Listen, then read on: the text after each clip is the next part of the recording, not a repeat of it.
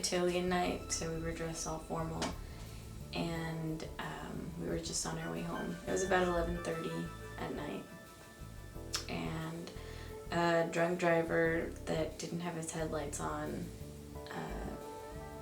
swerved into our lane and hit us head on.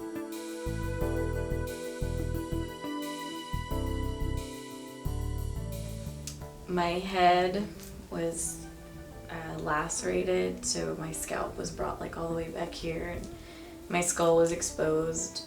I had a huge avulsion to my left arm, and all my muscles were destroyed, and my arm was broken.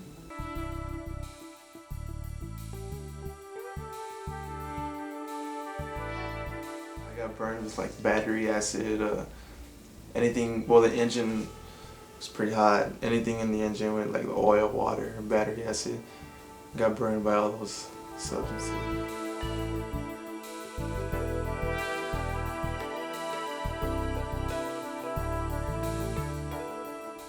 I think he should pay for what he did.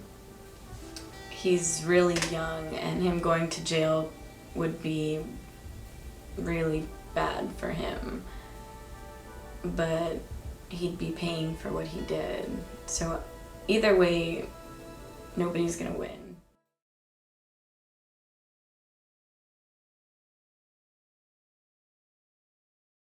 What led up to the decision to get in your car drunk?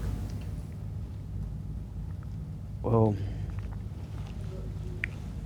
I was not actually drunk, but I had drank some alcohol. I never drank before. Like, I saw some friends that came back from college, and that was the last night I was spent with my friends and with my family. How old were you? I was 19. And what are you facing?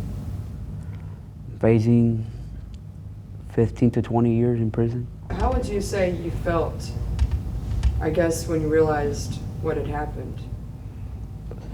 I felt terrible. As of right now, I can't get over it, man. If I can help anybody not to do this, not to do it, because here in county, it's not alive. I used to have a goal. I graduated from high school. I played sports.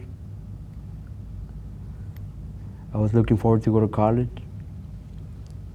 This did a big turn in my life.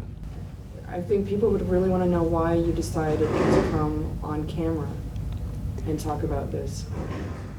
Sometimes I think back about the choice I did, and if I can take back time, I won't make that choice again, because I'm regretting all this. You know, I passed Thanksgiving here with inmates, and I'm about to pass Christmas, New Year's, and I don't know how many Christmas more. Hopefully they're gonna make them understand next time they drink and they wanna drive, they'll remember the film, they won't get in the car. Every time you see your mom and your parents, tell them you love them. Because right now, I can tell my mom I love her. Every time you see your brothers, tell them you love them too. And every time you want to make a bad choice, look at your family before you're going to do it. Because they're going to suffer too as much as you're suffering right now. That's all I have to say.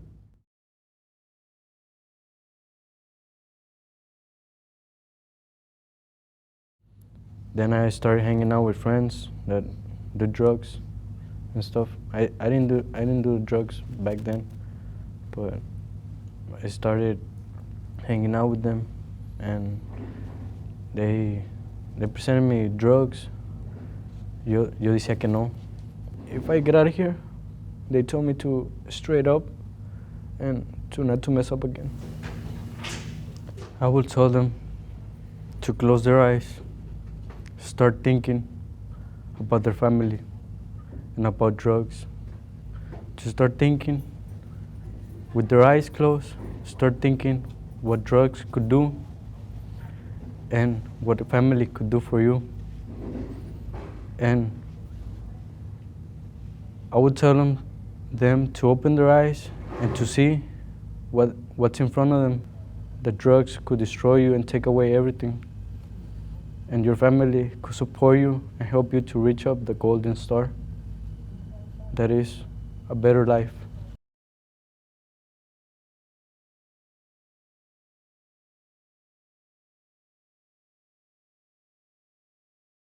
I had started using drugs at 14.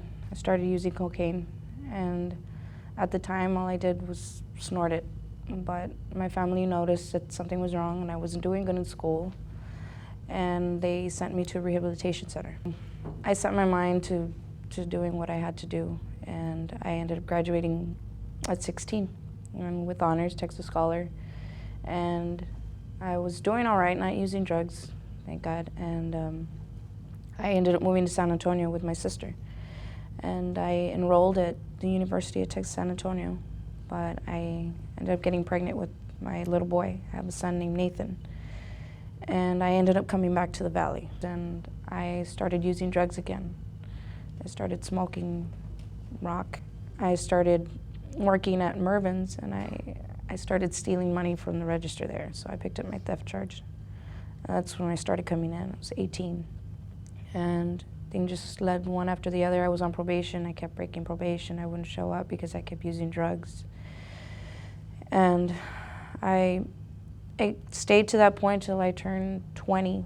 I didn't have my little boy. At 19, they took him away. My sister, I gave rights to my sister.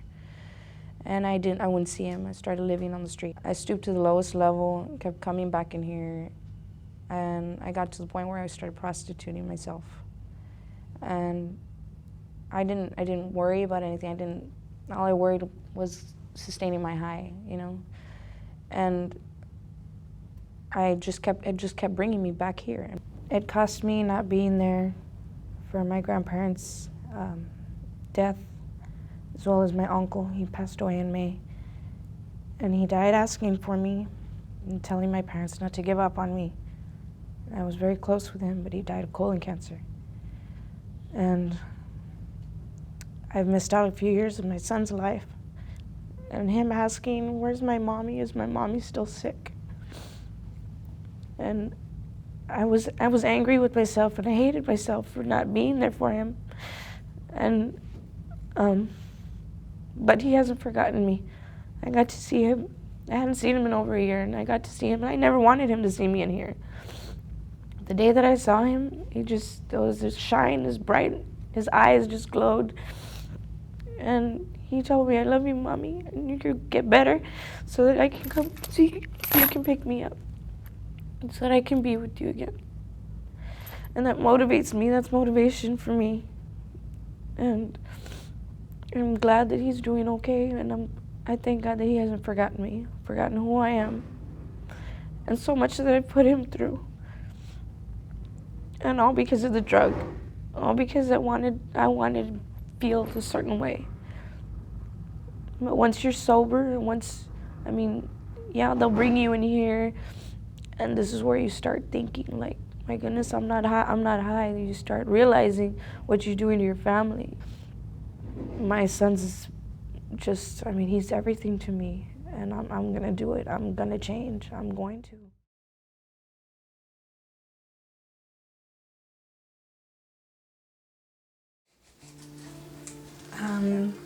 I was 17 when I got pregnant with twins.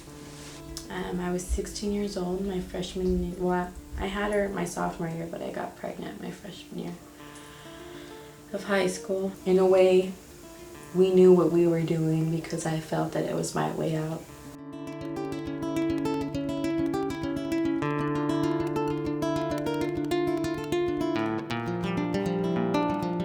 Everything will pay off soon when you finish college and you have your job and you can support your child in any way and get them what they need. So.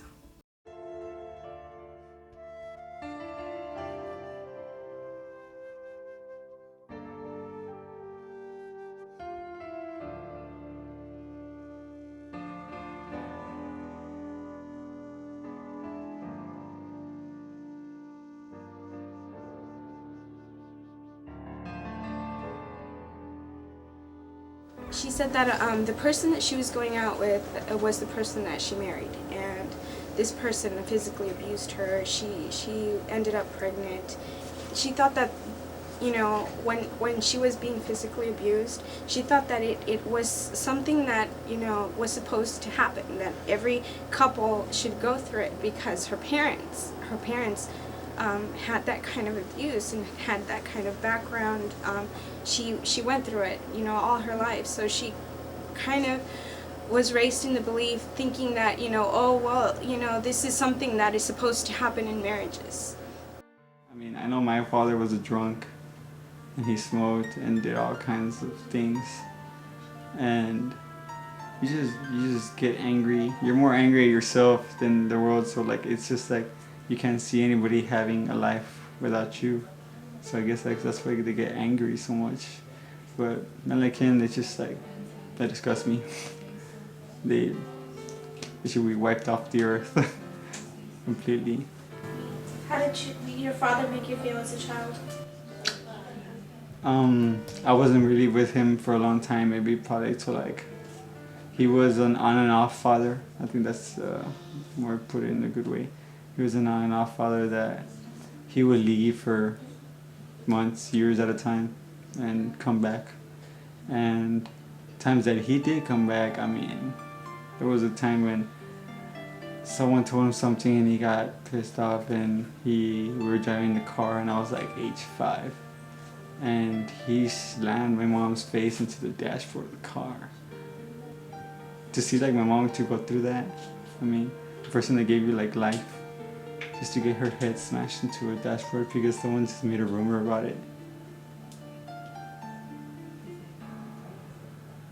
That's really